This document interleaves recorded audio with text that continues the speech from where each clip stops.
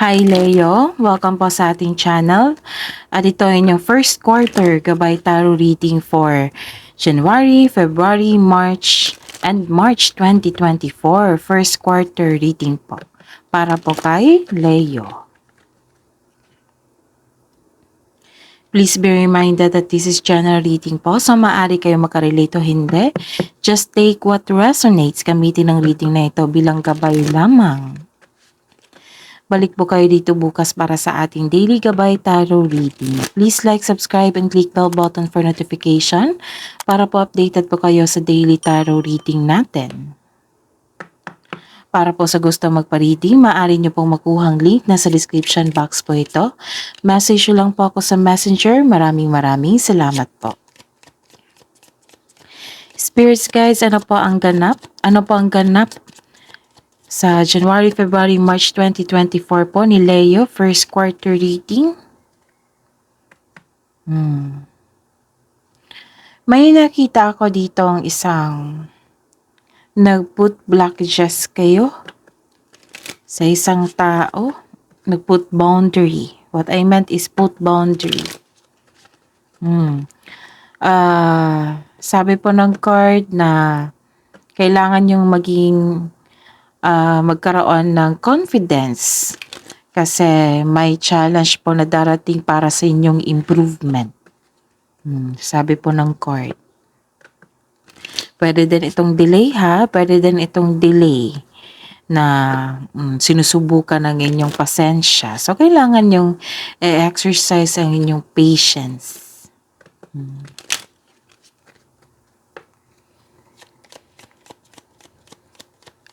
Ano po ang ganap sa araw na ito para kay Leo? Ano po ang ganap?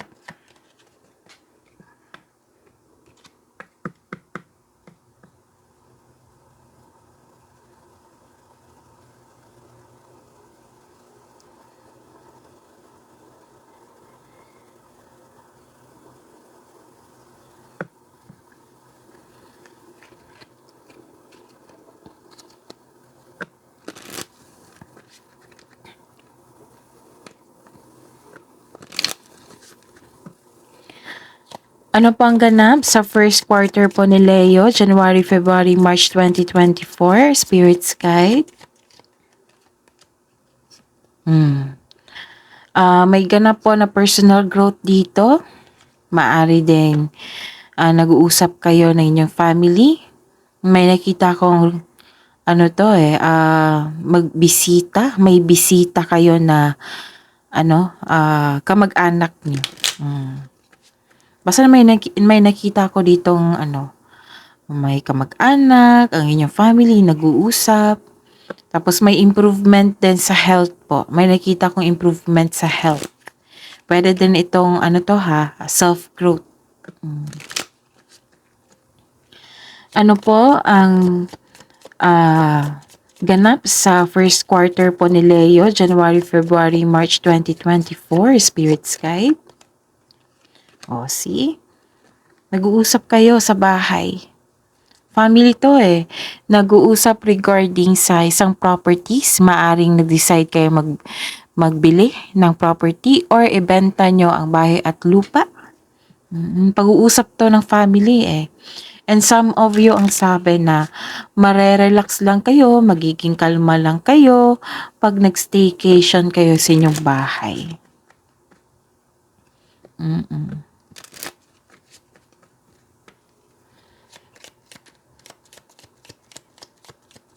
Ano po ang ganap sa first quarter po ni Leo, January, February, March 2024? Wow. Change for the better. Pwede din itong good news po. Like for example, may buntis po.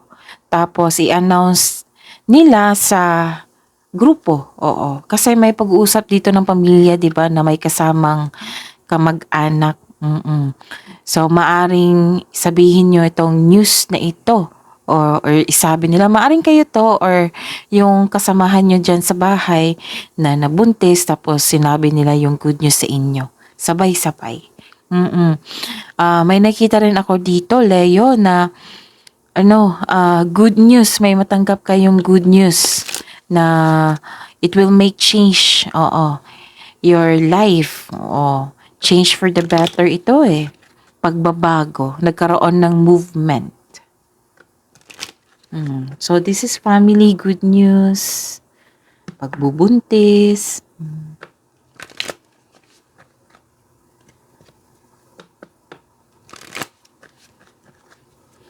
Spirits guys, ano po ang ganap?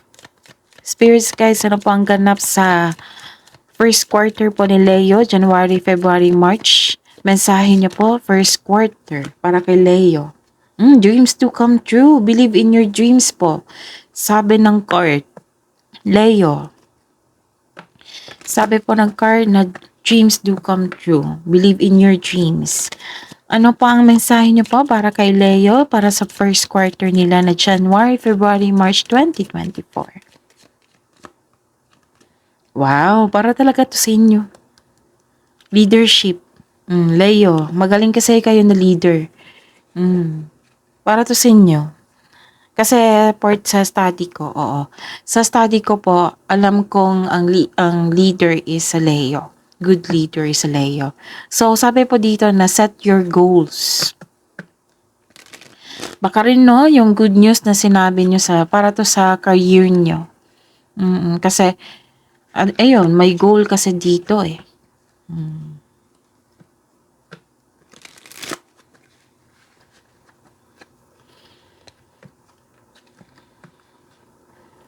Ano po ang energy ni Leo? Ano po ang energy ni Leo ngayong first quarter, January, February, March 2024?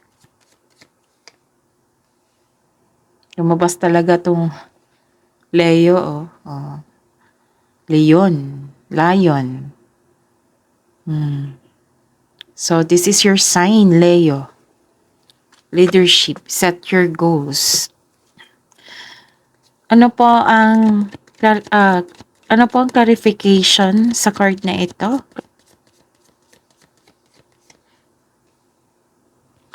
Career and money po ni Leo ngayong first quarter, January, February, March 2024.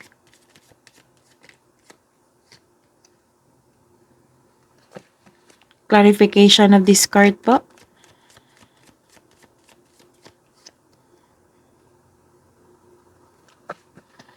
Love and romance, self-love, partnership and romance ni Leo ngayong January, February, March 2024.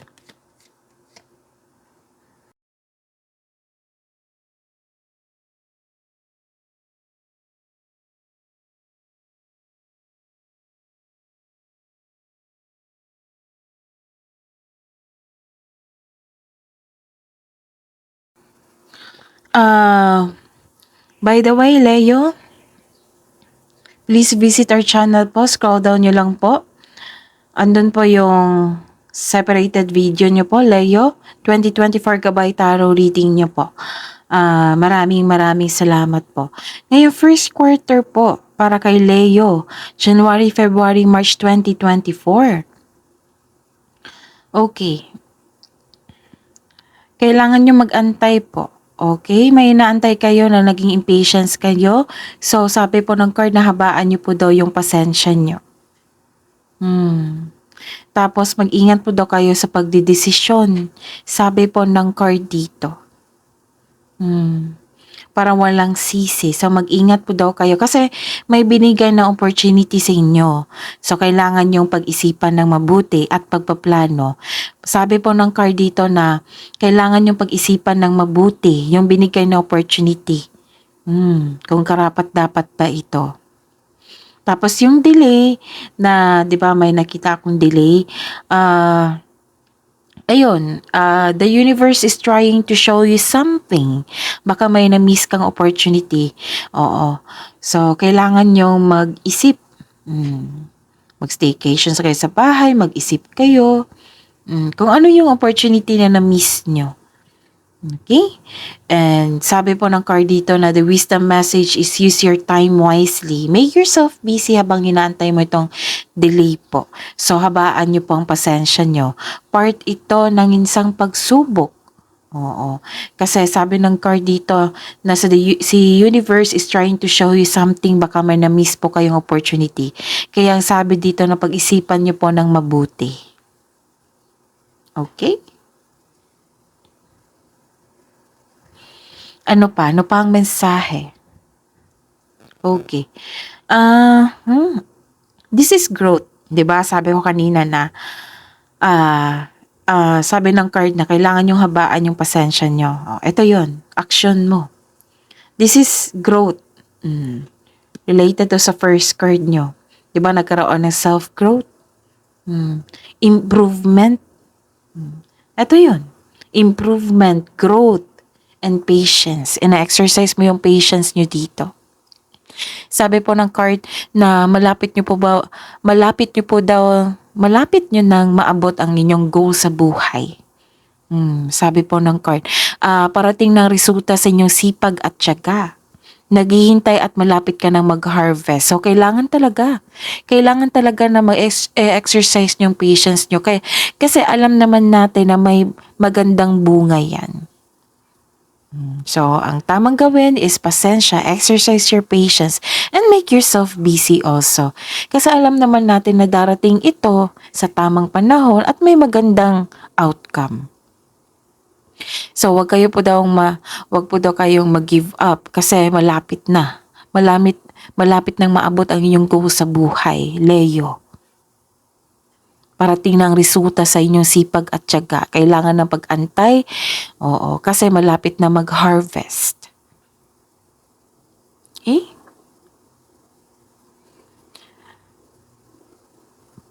Tapos, ang sabi po dito ng card na, sa mga single dito, some of you, nakikita ko dito na nagmamadaling magkaroon ng karelasyon. Sabi po ng card, wala namang masama sa ganyan. Pero ang sabi po ng card na, slow down lang po daw. Oo, slow down and enjoy the adventure in this moment. So, enjoy nyo lang ang process po. Darating din yan kasi nakalaan yan sa inyo. The universe is bringing the right relationship to you. Sabi dito. The universe is bringing the right relationship to you at the right time. Kaya konting hintay lang, trust and have faith in the universe. Mapagpasensya at patuloy mo lang alagaan ang sarili mo habang hinintay mo yung yung bigay ng tadhana sa inyo.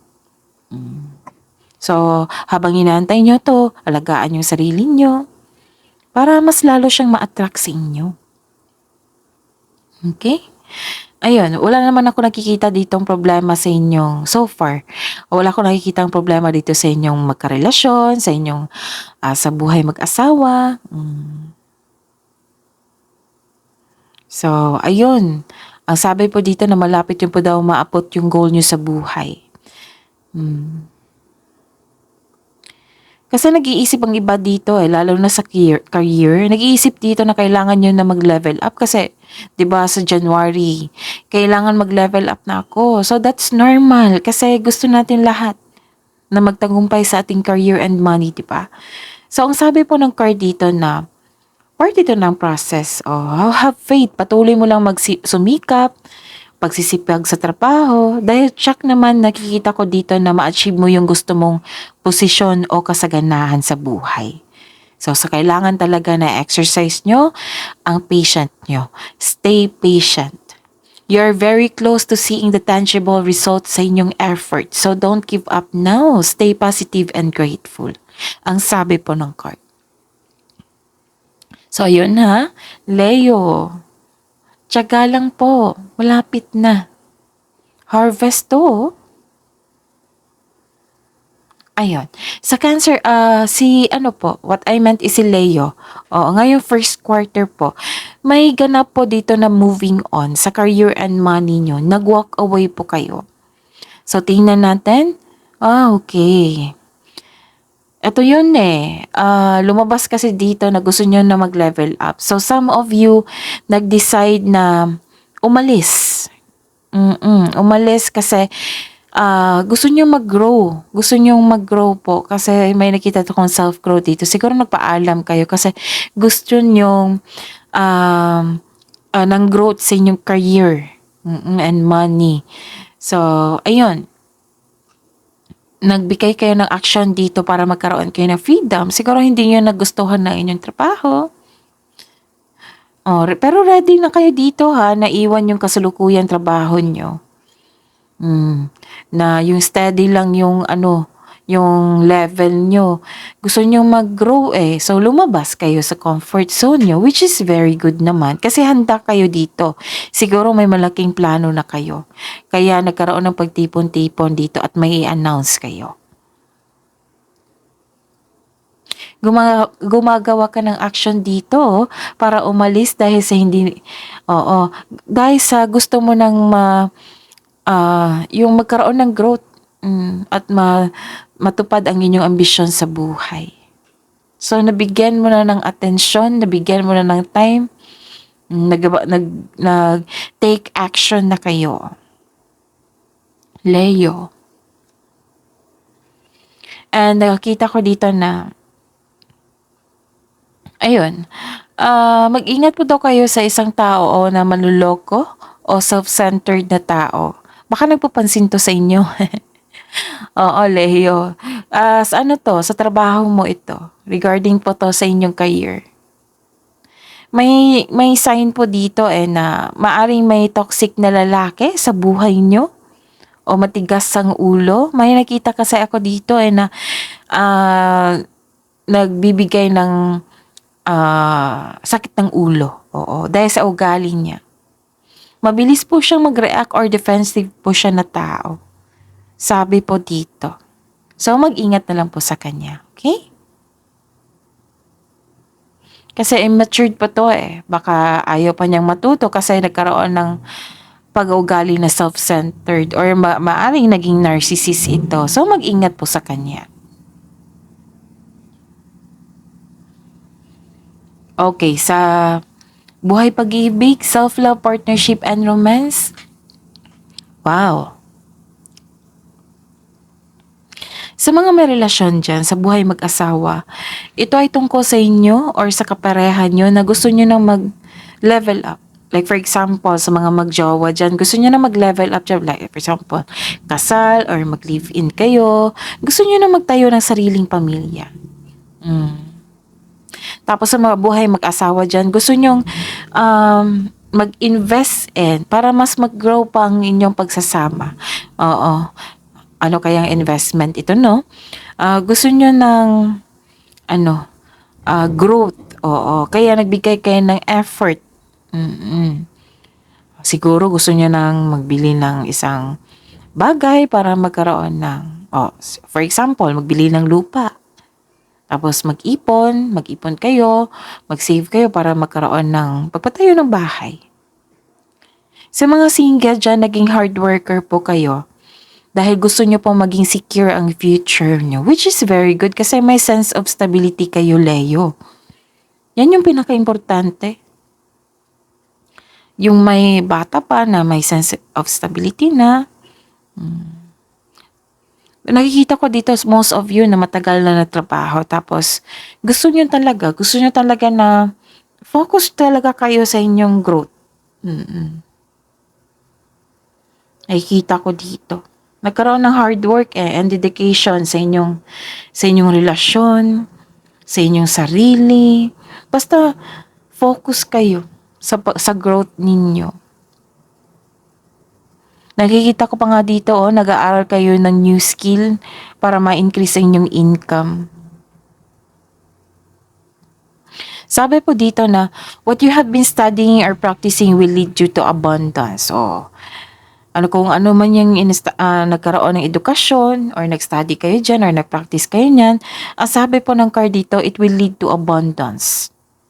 Trust that you can do anything. Set an intention so that you can achieve success through diligent work that you enjoy. So, maaring passion nyo to kasi happy kayo dito. Excited kayo. Nag-push talaga kayo. Nag-focus talaga kayo. Pwede itong sa single sa buhay mag-asawa, sa mga relasyon. Nag-put kayo ng effort talaga para mas mag-level up pa kayo. Ano pa? Ano pa ang mensahe? Okay. lumabas din dito eh. May taong hindi marunong magpahalaga, magbigay ng time, magpagpahalaga ng relasyon. Some of you may problema dyan. May sa problema kayo sa inyong karelasyon yata. Kung hanggat maaasa kung nagpo-provoke ito ng isang away, so hanggat maaga iwasan niyo po. Iwasan niyo muna, kung lumamig na, kung nakita niyo ng good mood na, pwede niyo nang kausapin. Kasi mahirap na kung matigas ang ulo or kasi nakikita ko dito hindi marunong magpahalaga, nakikita ko rin dito na matigas ang ulo. So, ang solusyon niyan, kailangan niyo magpahinga muna. Put boundaries muna, kailangan mong bigyan siya ng time and space. Same po. Same as well sa inyo. Oo. Kung sa tingin mo makakausap na siya, pwede, go. Improve your communication skills kasi kailangan yan sa isang relasyon. Okay? Kasi may nakita ko dito na abusive. Abusive like for example, masakit magsalita. Hindi maganda magsalita, hindi marunong maghalaga ng isang tao o isang relasyon. Sa relasyon kasi yung importante niya is peace of mind. Yan yung pinaka first priority natin. So, kung masyadong toxic na, so hindi naman lahat na sagot na kailangan iwan. Give time and space. Hindi naman lahat na solusyon is iwan, hiwalay, hindi naman yan, ganyan. So, pagpaplano, give time and space as respect. As respect sa kanya, as respect din sa inyong sarili. Kung pwede na siya makausap, kung sa tingin nyo open-minded na siya, then go. Para magkaayos kayo. Kung ayaw niya pa rin, then sabihin mo, nagkaroon ako ng adjustment dito, baka pwede natin maayos to. Improve your communication skills also. Kasi ito si Leo, sa pagkakilala ko, maninindigan talaga yan. Kakausapin niya talaga yung taong may issue. So yun ha, tamang antay kasi may harvest po dito. Harvest meaning harvest positive outcomes sa inyong proyekto. Meaning to say, tuloy-tuloy yan Pera. Dreams to come true. Kasi umalis ka. Tapos nakikita ko dito, you are on the right path, you are divinely guided. Tapos yung tatahakin mo, ang sabi dito is, may abundance talaga. Makaka-improve yan talaga sa inyo. So, set your goals. Maaaring paglipat nyo sa kumpanya ito, malaki ang inyong posisyon. Nakikita ko dito. Okay? Kung sa negosyo man ito, expansion to So, ayun. Pagsisikap, effort, put an effort para magiging okay kayo. Okay? Nakikita ko naman dito, okay naman. Magiging okay. Communication, improvement sa communication. Baka nag-clash yung ego So, yung pride, baka pwede yang lunukin. Kung hindi nyo kaya yung partner nyo, kung matagal na hindi siya makausap, sabihin nyo. Kailangan natin itong bigyan ng solusyon kasi matagal na. Nahihirapan ako, nasaktan ako, nagkaroon ako ng adjustment. Gusto kong makinig sa iyo kung ano yung hinanaing mo. Kung gusto mo bang ipagpatuloy ito. Kasi hindi naman maganda kung ganito tayo palagi. Dapat magkaayos tayo kasi dalawa kayo Dalawa kayong magbigay ng solusyon dyan. So, kailangan mo rin makinig sa kanya. Kung may maibigay siyang solusyon na against kayo, then, bigay mo sa kanya yung yung totoong dahilan kung bakit. Baka pwede niyang ma-adjust. Kasi kung mahal ninyo ang isa't isa, magbigayan kayo niyan Pero kung parating lang ikaw, isip-isip ka na niyan. Kasi si Leo is Very masipag yan. Magaling yan na leader.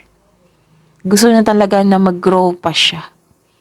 So, may assurance talaga dito na magkaroon ng abundance sa inyong plano. So, yun. Yun yung gabay.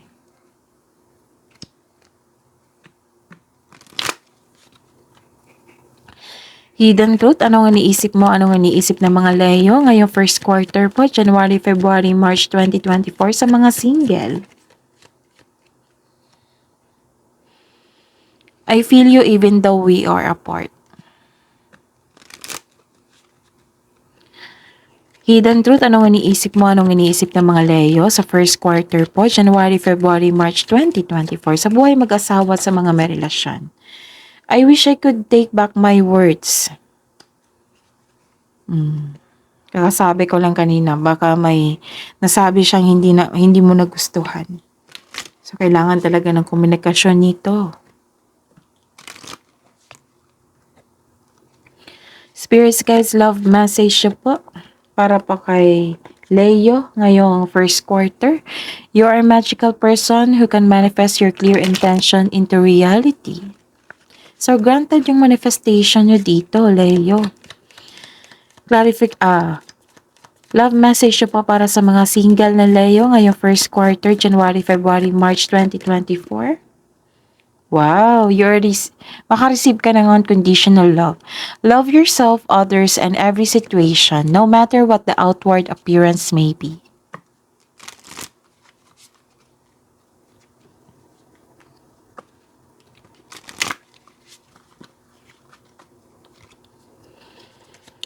Love message na po para sa buhay mag-asawa sa mga may relasyon dyan na Leo.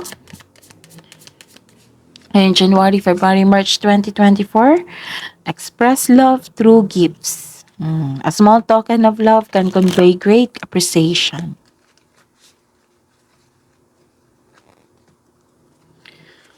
Love message na po sa buhay mag-asawa sa mga may relasyon dyan na Leo, January, February, March 2024.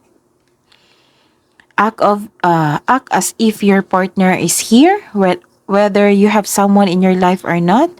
Act as if they are with you, so you will always be considered them. Baka long distance dito, no?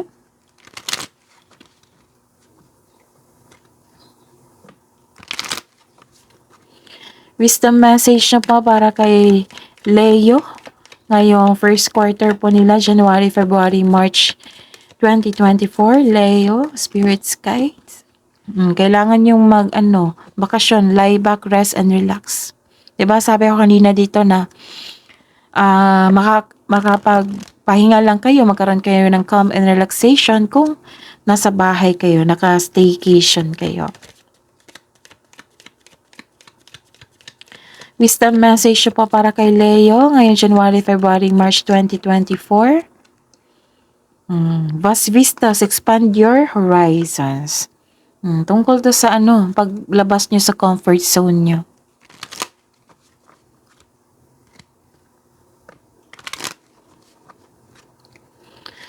Kabang advice nyo po para kay Leo ngayong January, February, March 2024, Spirits Guide. Meditate and contemplate.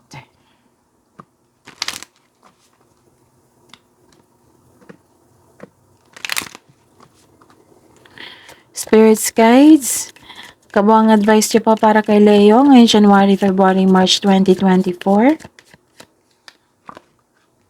A new romantic cycle begins. Wow! Magkakaayos din kayo. Pwede din sa mga single, may parating po. Spirits, guys, angels, archangels, guardian angels, mensahe niyo po para kay Leo ngayong January, February, March 2024. Message from Archangel Muriel, trust your own wisdom, have faith in your psychic impressions.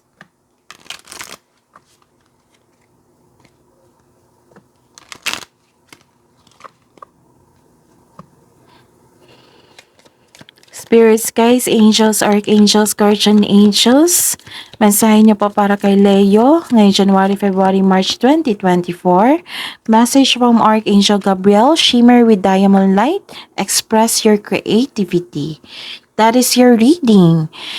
Leo, ngayong first quarter niyo po, January, February, March 2024. Please like, subscribe, and click bell button for notification para po updated po kayo sa daily tarot reading niyo po. Maraming salamat po.